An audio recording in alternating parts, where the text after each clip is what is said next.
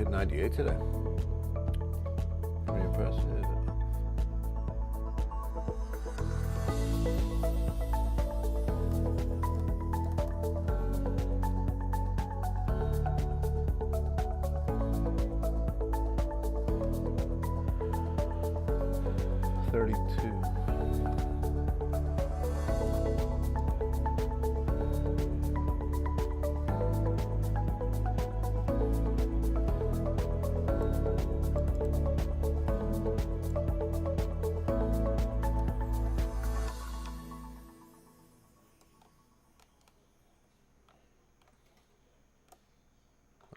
Come on. Yeah, do it.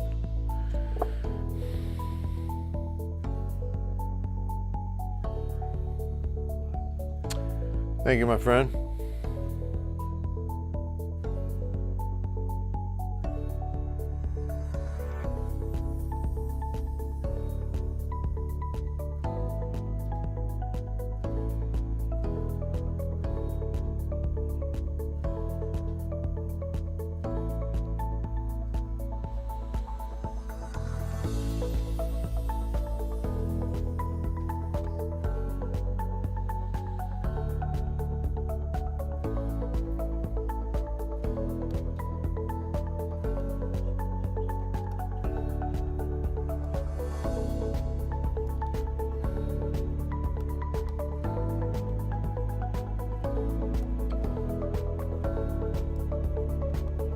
Yes. May. Spring. It was hotter in spring. We're gonna get close next week.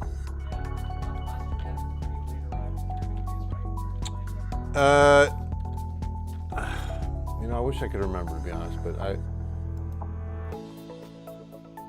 now I want to check on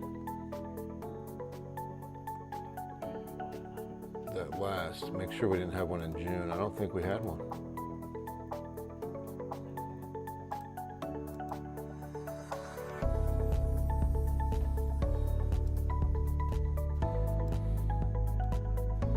No, we had a 98. And our average was 92.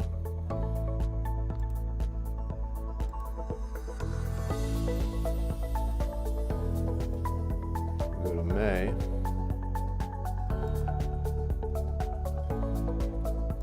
We had a 103, 102, and then a 100 on May 20th.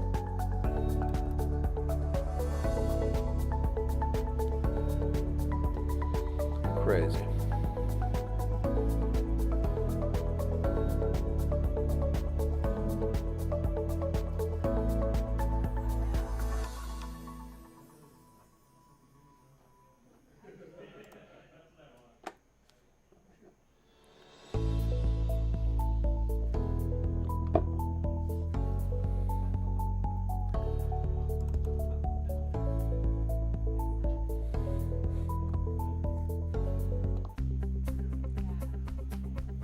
Hey, good Thursday evening. Bill Taylor here at Ken's 5 Digital Center. Hope you're having a wonderful night. Blessings to you and yours. God's peace over your family. I hope everything's going well for you tonight. It was a hot one.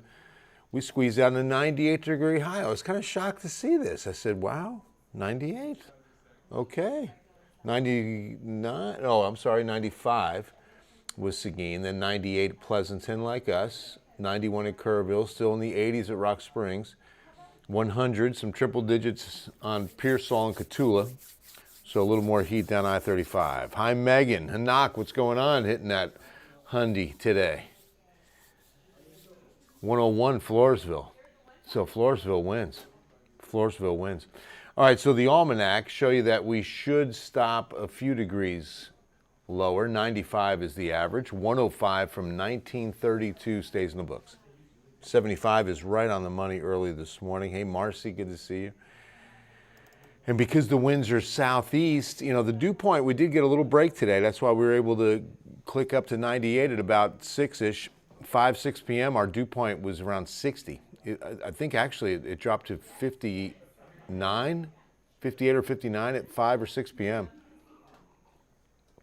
And we've gone up to 97 at that point. And then remember, sometimes we hit this high, it'll be just for a couple of minutes maybe, at a certain hour, and they register it. So it looks like that Gulf edge continues without a change. So the surface moisture will definitely stay high. Our dew point forecast will show you dew points in the 70s. That means it's tropical. That means the feels like is going to hover around 100 at least. I think as we get a little bit warmer next week, we're going to start getting into those 103, 104 degree feel like afternoons. Too hot, right, Megan? It's coming now.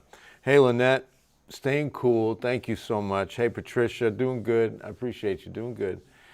So a constant reminder, I know a lot of people are helping with the recovery effort up in Kerrville. In fact, I was talking to a buddy of mine. It is such a beautiful thing to see.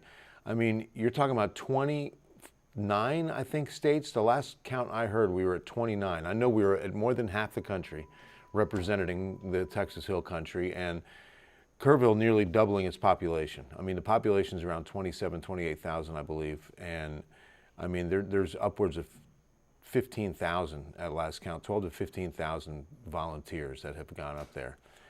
We did a great story the other night. I forget who did it, but it was a man who went up and offered his services on sharpening blades for all the chainsaws. I mean, you think about things that, or I don't think about that, to be honest, but somebody did. And that's what I want to remind you now. If you know anyone with skill sets or resources, your help does not have to be financial. If you have a resource that could be greatly used in this situation, in this recovery effort, get up there, reach out. We've got a lot of resources on our website in order for you to find out how you might be able to help.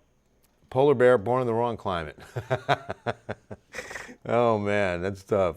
So what's the thermostat at right now? I want to know. What's your thermostat at right now? We go to Taylor's, we like it cold overnight. So truth be told, I'm transparent. We're down to 68 at night, 69 sometimes. Yeah, 68 though, traditionally. But then we're up 74, 75 during the day.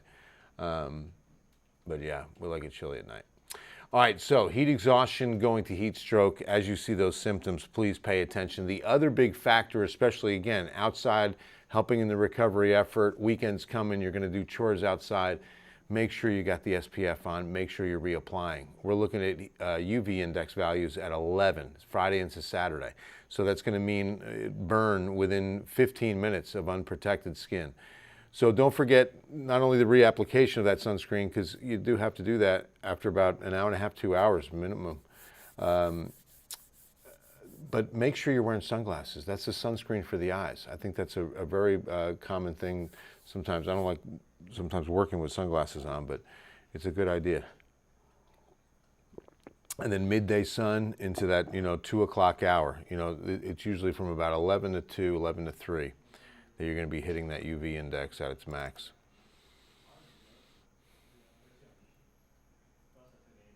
'74, 70, nice. At night too. Hey Dominic, there he is, Dominic Pizzuto. Dominic, I never, 78. So now I know you're not from Jersey. Where are you from? I never did hear this. Are you a Jersey guy? Many managers, area managers, Whataburger are going to Kerrville. Oh, that's awesome, Megan. That's awesome. Hey Mary. Good evening. Oh, San Angelo. Not sure. I can definitely check for you. Let me take a look. There you go. Hanat, you're with me, man. You're with me, my brother. Let's go here and see what San Angelo is looking like. Very nice, warm, mid-90s, no chance of rain, nothing but sun, clear nights, mid-70s in the morning. It is rain-free through next week. So yeah, good shape in San Angelo. We're getting high pressure. This ridge is going to build in from west to east, and the radar is going to look like this for several days now. We are definitely staying rain-free. Take a look at the high. This ridge building from east to west has been covering the southeast, and so it's also now a steering current for our tropical system, which is kind of weakening. In fact, it's inland with little to no chance of becoming a name storm. What's up, my man? How you doing, Jason? Luling's in the house. New York. You are from Albany, New York. Okay. So I went to school 1 year in Pleasantville at Pace, and then we moved to Lake Charles, Louisiana. But I grew up in Paterson, New Jersey. So, when I saw Dominic Pizzuto, it reminded me of guys I grew up with. Mikey DeLucia, Ray Shiradio, Jerry de Blasio was like my best friend. Jerry and I were really close. Big flare-up of thunderstorms inland for Louisiana. So you can see it's just about covered, just kind of clipping the southeastern portion of Texas. Winds are still at 30 miles an hour, been holding there. We've got a west move at about 9 miles an hour. Pressure's really not too low at all, 10, 12. Hey, Paula. Oh, thank you very much. Megan, 65. Wow. Plus ceiling fans. Wow. Hey, Houston, what's going on, Julie? You're probably going to see some of this rain tomorrow, maybe into Saturday, but maybe as early as Friday night, it kind of taps out if this thing moves on. That's the problem sometimes with these slower moving waves, and that didn't even make tropical depression status. They don't have a whole lot of energy. They don't have a whole lot of muscle to just move on. So a lot of times they can linger. And remember, that Gulf is a good moisture source, of course. So it definitely stays wet. Stays wet. We've seen them go back out over open water and gather a little strength. But this storm, it just hugged the Gulf Coast. I mean, it was right on the coast, encountering friction of land as well as friction of more shallow water. So it never had enough room to really get going. And so the pressure never really dropped in this thing.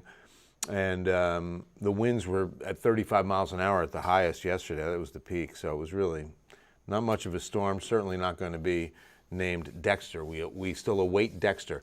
So you can see the models now taking it right through the pretty much Louisiana-Mississippi border over the next 24 to 48 hours. So hard right turn, and it still doesn't, there's still a good amount of moisture that's going to be thrown west and into Texas. So here's the latest model. We've got a couple of showers showing up.